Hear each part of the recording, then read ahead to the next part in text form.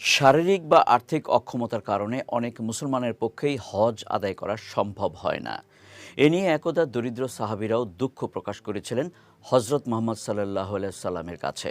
তখন তিনি তাদের এমন এক সহজ আমল শিখিয়েছিলেন যা নিয়মিত করলে হজের সওয়াবের সমপরিমাণ নেকি লাভ করা যায়। বিস্তারিত ডেস্ক রিপোর্টে। হজ ইসলাম ধর্মের অন্যতম ফরজ ইবাদত, কিন্তু বাস্তবে বহু মুসলমানই শারীরিক, আর্থিক বা পারিবারিক কারণে জীবনে একবারও হজ আদায় করতে পারেন না। মদিনার একদল দরিদ্র সাহাবীও এমন আক্ষেপ নিয়ে একদিন রাসূলুল্লাহ সাল্লাল্লাহু আলাইহি ওয়াসাল্লামের দরজায় হাজির হয়েছিলেন। তারা বলেছিলেন, ধনী মুসলিমরা যেমন নামাজ রোজা করে, তেমনি তারা সম্পদের কারণে হজ, ওমরা, সদকা ও জিহাদের মতো ইবাদতের সোয়াবও বাড়িয়ে নেয়, কিন্তু গরিবরা এসব থেকে বঞ্চিত। তাদের এই কষ্ট মিশ্রিত আকুতি শুনে নবীজি সাল্লাল্লাহু আলাইহি ওয়াসাল্লাম অত্যন্ত স্নেহ ভরে একটি মহামূল্যবান আমল শিখিয়ে দেন, যা পরবর্তীকালে গরিবের হজ নামেই পরিচিতি পায়।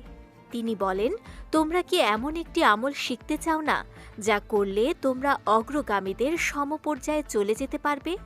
এরপর তিনি নির্দেশ দিলেন, প্রত্যেক ফরজ নামাজের পর ৩৩ বার সুবহানাল্লাহ, ৩৩ বার আলহামদুলিল্লাহ এবং ৩৩ বার আল্লাহু আকবার পড়তে।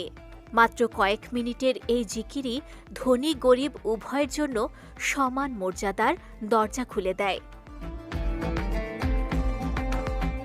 হাদিসে এই জিকিরের আরও কিছু রূপ বর্ণিত হয়েছে, যেমন ৩৪ বার আল্লাহু আকবার পাঠ করে সংখ্যাকে ১০০ করা বা শেষে লা ইলাহা ইল্লাল্লাহ পড়া। উদ্দেশ্য একটাই, হৃদয়কে আল্লাহর স্মরণে ব্যস্ত রাখা।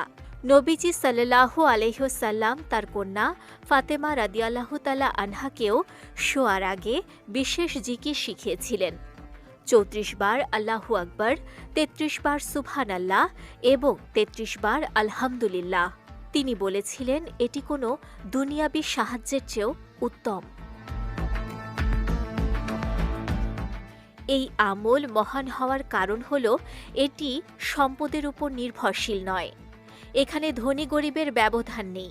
যে কেউ যেখানে থাকুক কিছু সময় ব্যয় করে আল্লাহর জিকিরের মাধ্যমে অর্জন করতে পারে বহু নেকি ও ক্ষমা। হাদিসে এসেছে, যদি কারো গুনাহ সমুদ্রের ফেনার মতো হয়, তবুও আল্লাহ তার বান্দার এই জিকিরে খুশি হন এবং ক্ষমা করে দেন।